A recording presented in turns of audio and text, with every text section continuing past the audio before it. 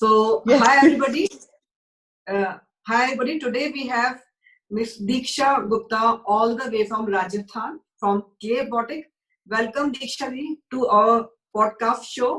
It's a Namaste. pleasure and an honor to have you at our podcast show. Please tell us something about yourself. Tell us something about Clay Botic. Hi everyone. My name is Diksha Gupta, and currently I'm running a pottery and ceramics studio called Clay Botic. We are located in Jaipur, Rajasthan. If I talk about myself, I am Masters in Fine Arts, having 15 years of corporate experience. I'm a certified user experience designer and have worked with Tata Consultancy Services for more than 15 years and worked as user experience designer and project manager over there. So my work took me to uh, different countries, USA, Singapore, and I have traveled around the world. I have meet people of mostly from all the cultures and different backgrounds, and was well established in my corporate career. And then clay happened to me. So I started just being an artist. I started learning pottery, and it just happened that like clay is kind of it changed my life completely. It's kind of an addiction to me, So then I decided that I want to do this only. I don't want to do enough of my corporate life and I want enough to of ask you project a question, managing. Diksha. Like you Sorry, are saying, you are an MA in Fine Arts, right? You have masters done in your fine post arts. fine arts. So why you decided to go join TCS instead of joining Clay, the opening a studio right away? Just a curious question I want. Yeah, I tell you what, these are age defined career orientations, you can say. So when I completed my BFA, Bachelor's in Fine Arts, I had a goal for myself that I want to leave the small city and go and fulfill my big dreams of living in a big city like Mumbai, So join you were some. in Jaipur at that time. You have Yes, done yes, your I'm born graduation. and brought up from Jaipur. I'm born and brought up from Jaipur. All right. Yes. So yeah, so I wanted to fulfill my dream, living in Mumbai, working for big corporate. That was my dream. And if you talk about the UX, user experience design, it is well aligned with the fine arts. We want fine arts people only to do the user experience design because it's like creating the blueprint of an application. So we look into the aesthetic part of it, the flow, understanding, the user experience of it, the whole thing. So we So want I the think you have taken a lot of courage to give up such a wonderful career in TCS and then go back to do what you do. See, I believe your age, that's what I said, tell you, that age gives you that, insight. So after 15 years, I was done with, the corporate career. I have reached up in the ladder. I have, been into the big business meetings, cracked multi-million dollar deals, everything I had done. And there was nothing new I was learning, from that thing. So that the aspiration of starting your something really your own was somewhere down, it was hiding. And then uh, you know life played a different gamble on me. We had to come back to Jaipur and for certain personal reasons. And then after doing so well in Tata Consultancy Services, I never felt like joining any small IT company and doing small work over there. So I thought I might less earn, or I might not even earn. That's fine with me, but I want to express myself. I don't want people to come and tell me that we don't want this, we don't want this. This is kind of a we want this kind. So I wanted to just express and explore myself, my design, those kind of So, a thing. Diksha, like I meet many entrepreneurs who want to be like you and they try to set up something of their own. So, on this note, I would like to ask you that once you decided to jump into this arena, what type of challenges you faced with respect to being an entrepreneur and of course being in this particular field, so that viewers can learn from your experiences. Please tell me about the challenges and how you overcame them. All right. Yeah, so there are many challenges, obviously. First of all, first of the challenge was for me was to convince my entire family from the in-laws house, from my parents' house, said that I am, leaving the service industry and I wanted to become some, I wanted to start my thing. I am looking forward. So people didn't take me seriously. They thought because the entire family, we are full of doctors. My dad is a senior radiologist. My father-in-law, he's retired as a dean university. So we all come, very highly educated, and we all were in service. Like the entire family is in service. So it's very difficult for everyone to digest the fact that I want to start something of my own after doing so well. They're like, no, no, you do something. So I was like, no, no, I want to do, and I don't mind if I don't earn out of it. So they were like, they didn't take me seriously. It's like, "Ye thoda din karegi, and then when it will be unsuccessful, then she will come back.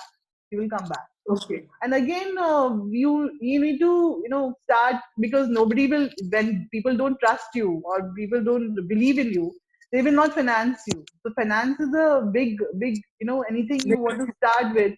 So apparently for me that was not in question, because I earned for so many years, and I've been saving, so I use my savings for that purposes. It was self-funded. Then Your project was self-funded. Okay. yes, self-funded, very much self-funded.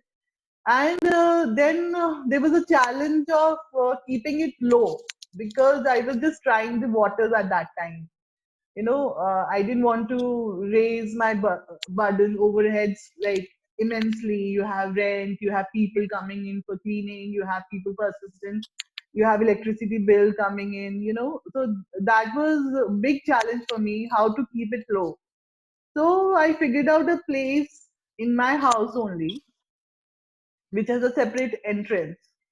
So we started Claybotic from there, and without any investment, just painting the room, and putting Okay. one wheel over there, electric wheel over there.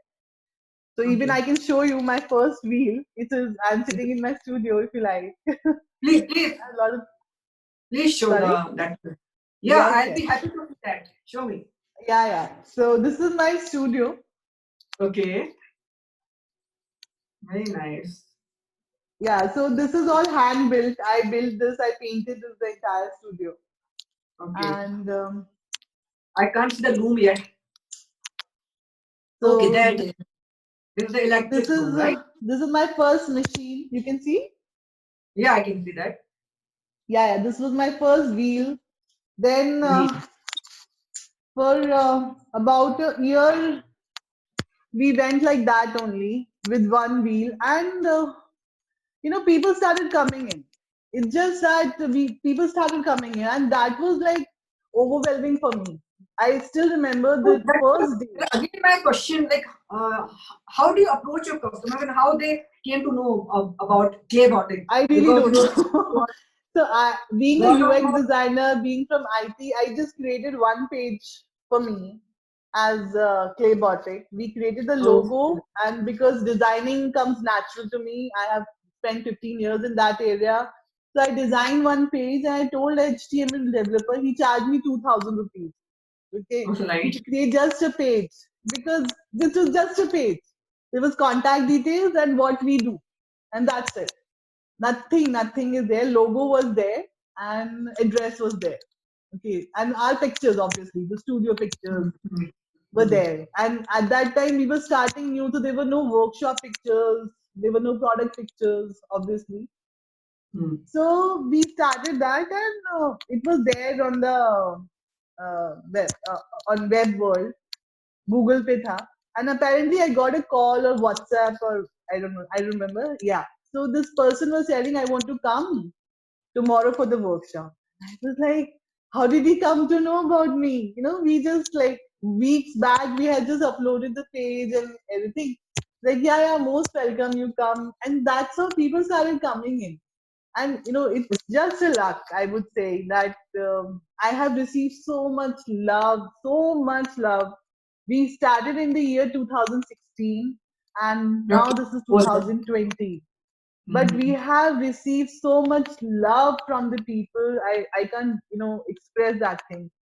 People come here and they interact with me in a very small space. We do workshop one on one with them, and by So end of it you are they say, teaching the people who are interested.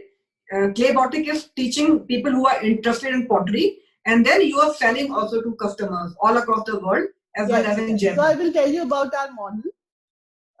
So thing that we do here in Claybotic is, first we establish ourselves as a workshop providing people only, because at that time I was not sure how things will go, and I didn't want to start at large and then get unsuccessful. So I started bit by bit. For 16 and 17 we did only workshop and courses, pottery courses. So workshop is only 1.5 hour long, and these workshops are one on one only.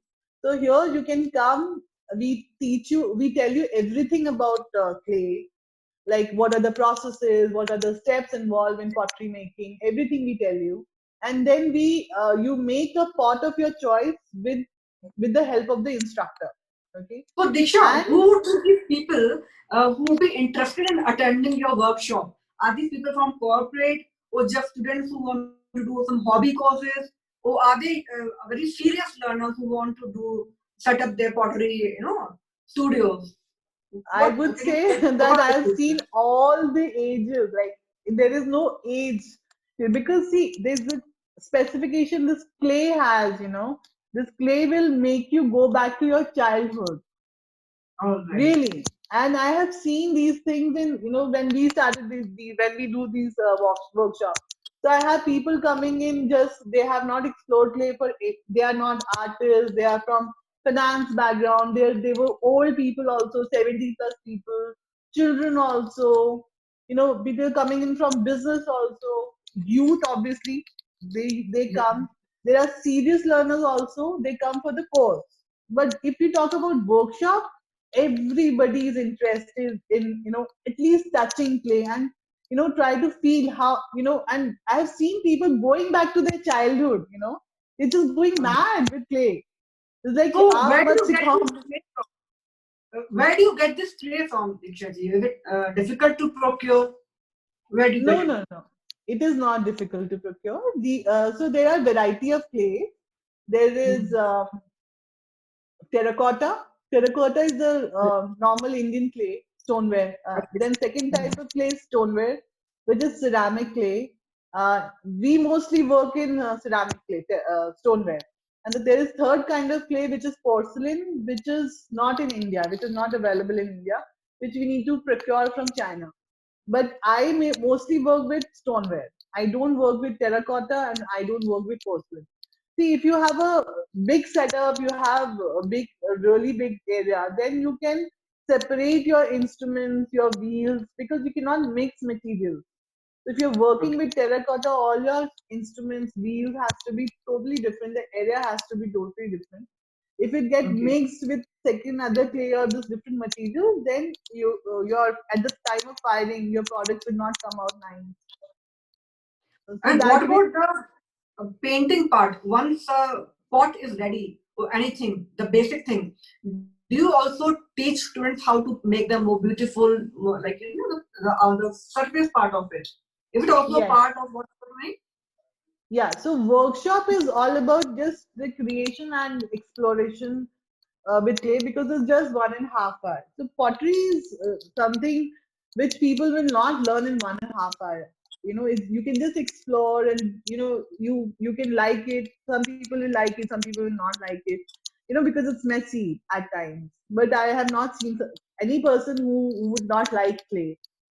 And but when it comes to the course, so we also offer course, a beginner's course, which is 8 session course. In that, we teach you pottery basics and shapes like bowl, vase, and plate. And there is one introductory glazing session. Glazing is nothing but the coloring. part of it, and decorating part of it. Okay, and after that we fire those your pieces and we give it to you. Okay, wonderful. So tell me something about this studio launcher, Diksha. What exactly is this? You are saying you cannot learn pottery in 1.5 hours. So, is it Yeah, a, so that's what we have, a variety of courses. So if you go to our page, so there are workshops for 1.5 hour. Like there is 8 session pottery course, beginners course. Now recently we have launched the studio launcher. So okay, after doing it from last 4 to 5 years, so this year only we have launched this thing. In this, we are going to teach you pottery for 1 month. This program is for 3 months basically, okay, to okay, convert you or to give you the basic knowledge and all the tools related for you to launch a studio. So somebody who want us learn the skill of pottery and they want to launch a studio in their city. So how to all go right. about it? We are going to handhold that person. For Mhm. that, we are going to teach you pottery for a month's time. Then you're going to intern with us for 2 months, and then after that we are going to give you connect you with the industry people for procuring clay, for buying instruments, for kill everything, and then we will handhold you for next 6 months. So whatever problems you face in creating your pieces or establishing your studio, we're going to help you in that. So that's studio Okay. launcher. So I want to come to now on Diksha as a person, as an entrepreneur. So can you please tell me, Diksha ji, what are your strengths and weaknesses from an entrepreneurship point of view? So the our viewers who are listening, can they can learn from you. See, obviously, I have lot many weaknesses, and weaknesses obviously बहुत ज़्यादा है. But if I talk about my strength, my father is my strength. I have, at this age, although he's 70 plus, but at this age, he's continuously learning new skills. He's really hardworking. So when I look at him, and he tells me his stories. He never stopped himself anywhere. Life has given him ups and downs, obviously. And our childhood were not very fancy. We were like middle class people. He was with the government hospital, so and he was the only person at that time who was earning. My mother was a housewife, but I never have any complaints about my childhood. I would say my childhood could be the most happiest childhood I could ever get. So the hard work and how he faced all the challenges, that I could see that I am also doing it. I'm also replicating. I'm also solving those problems or challenges in my life. That hard work. I also put in clay botting, and also the perseverance with that spirit. So that I have received from my father. And if you talk about my weaknesses, I would say I'm very emotional person.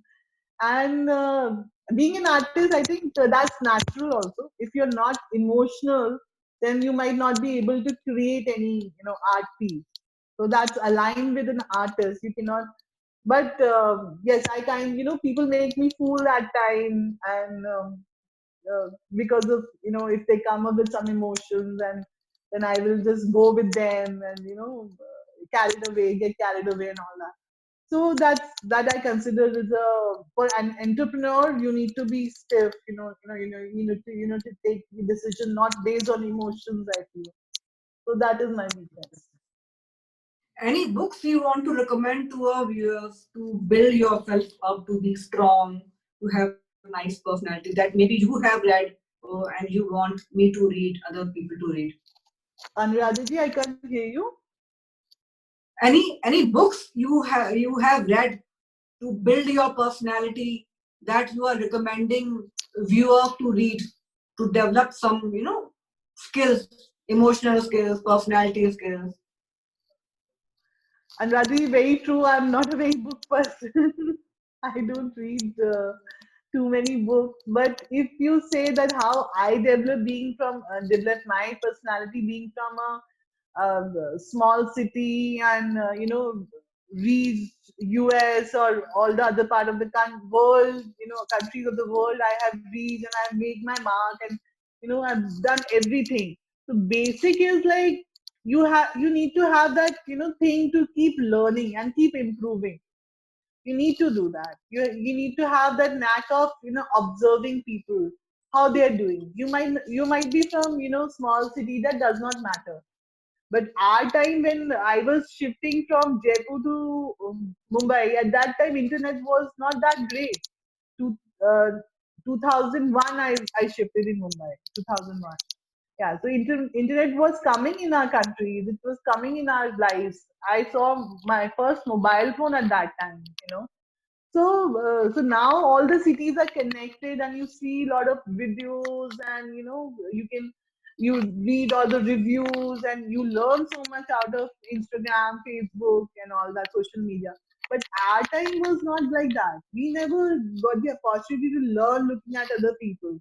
It's only when following my dreams I reached that city, and then I looked at other people, how they are behaving, how they are dressing, how they are talking, and I started observing and learning and implementing it, again improving it, on improving, and that's how that was my mantra of reaching Okay. somewhere you like to reach. All right. So, any stories you want to share about clay botting with our viewers? Or any There's your so work? many stories. So I like to tell you one instance, which was like, at that time I could have stopped clay botting. That was, so pottery has two parts. One is the pottery part, where you create a pot on wheel, okay, and the other is the firing part, or the glazing part, the coloring part. Okay, so that's all chemistry. It's all chemicals, mixing of chemicals. So if you don't get good chemicals, then obviously your results will be really bad. So Okay. being new to this industry, I'm fine arts person. Okay, and I have worked as a UX designer, digital. I have the experience. Yeah, I have all the experience in digital thing. So this is a material. So this is a completely different area for me. Okay, I have never worked with material per se. I have worked on internet. I have worked on designs, colors, and everything. So when it comes to material, it's totally different ball game altogether. So I learned pottery on wheel, and we created everything for like 100 pieces, because my kiln, we took it as per the production purposes only. Like we can have big orders, surprises. So you have to fulfill the kiln entirely. We cannot fire one or two pieces in it. So we did like 100 pieces. We fired it once and all that, and then came the glazing part. So the person who I was trusting a lot, that person told me, you buy your chemicals from this particular guy, and these are the best chemicals in the industry. So being new, what will you do? You will trust that person. Obviously, he's telling you with so much trust. So I trusted that person, and I got like 50, 60,000 of chemicals and all that for my studio to start with. We created the recipes and we glazed our pieces. And you know what? After glazing, after 6 months of hardship, we fired it. We fired it. That was my first firing. And when killed open, I was totally in my tears, because the material was really bad. All the glazes had flown away. They were all very hard, very very not very even. The kill was not satisfied at all. I was like crying. My kill entirely got ruined, and it was really, really very, really hard time for me. So, so I went in depression, almost like a. I went in depression after that, and I was not talking with anyone, and I was thinking, now what will I do? Because now the ceramic part is not under my control, and people, I cannot trust people over here, they are misguiding me. and what not was coming in my mind, because I, you know, somehow I mean, life has always put throw challenges at me, but failure की आदत नहीं है मुझे अभी तक भी. I try to resolve those challenges. I try to resolve and build on it. So this is like a complete failure to me. Like ये कैसे हो गया? And then I spoke with many people like कि एक काम करो या तो सब chemicals फेंक दो. मैंने कहा, यार इतना पैसा भी नहीं है मेरे पास कि 50-60 thousand के chemicals I'll just throw away and now buy again new chemicals from new place. So we need to figure out that what has happened, which chemical. Then people were so smart, they knew which chemical was wrong in that thing, but nobody advised that you just have to throw that chemical away. But then I tested them thoroughly, different chemicals, and then I figured out that okay, this is a chemical which is not perfect. Because of this chemical I'm facing it. We threw away that chemical, we procured new chemicals on base, and we tested it again, and we established our lab. So now Claybotic is self-sustained. Our vendors are, set. So that journey, I think it's a journey. Everybody will go through those ups and downs, and if those ups and downs are not there, you might not learn. Also, I feel a lot of learning happen in that curve. But yes, you need a lot of strength to come back. I mean, that was my, because I would at that time, if I would take a decision that no, nothing will happen and let's stop this, then yes, you are done. Then you need a lot of strength and courage to come back and see what Fighting has for it. happened. All right. So now you have overcome so many difficulties and challenges. What is the future for Claybotic? Where do you want to go from here? So Claybotic, right now, see, I'm participating in one of the startup program where they are taking I'm selected as like 30 participants of Rajasthan Women Entrepreneur Program. They are training us. It's a government funded program, and our training will go on for next 6 months. After that, we can apply for funding. So if Okay. that happens, funding happens, the so my future plans with Claybotic is to create a hub where people can, for recreation. They can come for pottery workshops, courses, paintings, paintings, block printing, whatever their liking is, they can just walk in and they can just, do workshops with us, and it becomes a recreational hub. So basically, to promote art and artists from that platform, to sell our products in retail, and also to promote artists' work. So when I come back to Rajasthan, I went to Rajasthan University where the art department is there, and there were lot of new artists, young artists were there, and a lot of talent was there, but they did not know how to go about it, how to go digital about it, how to showcase their talent. So I want to give them a wall or a place where they can just come and put their artwork over there, and we can promote that kind of a thing for them. So that's the goal. Again, we want to improve the artisan's life. So there are few artisans who are working with me over here also, because pottery is a dying art. Nobody wants to work in pottery now. So I have see, this is also one of the challenge that I faced when I was establishing pottery studio. For the workshops and all we do, but I am not a person who can do the whole day hardship. I need labor. I need people who can create these artifacts like hundreds of pieces, 200 of pieces. So when we started talking with these potters, they said we don't want to work. This is not earning us the livelihood. We have left it long back. So it is really difficult for me to get any good artist, to convince them I think that you have to train no, them first. if you're hiring people, Yeah, local so we people, have to train them, but they are the skilled artists, you know. They are the potters already. They're coming from potters community. But we train them as per our, you know, the process has totally changed. This is a completely different process, and they have not seen this because they have only seen the mitti ke gade or mitti ke sakore and all that.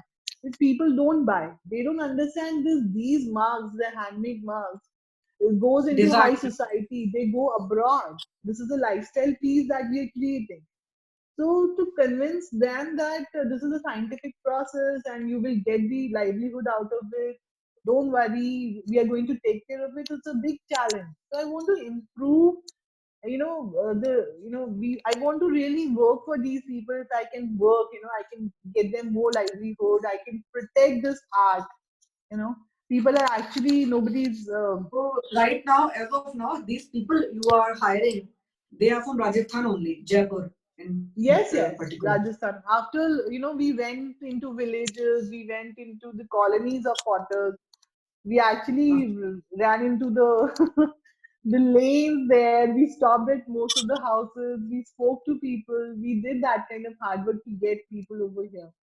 And then Okay. few people came. They were like, "No, no, itna nahi, aise nahi, waise nahi, waise nahi." So, your wavelength has to be matched with that person. So I'm touchwood from last 3 4 years. There is one older person with me. He must be 55 or 60 plus, 60 plus.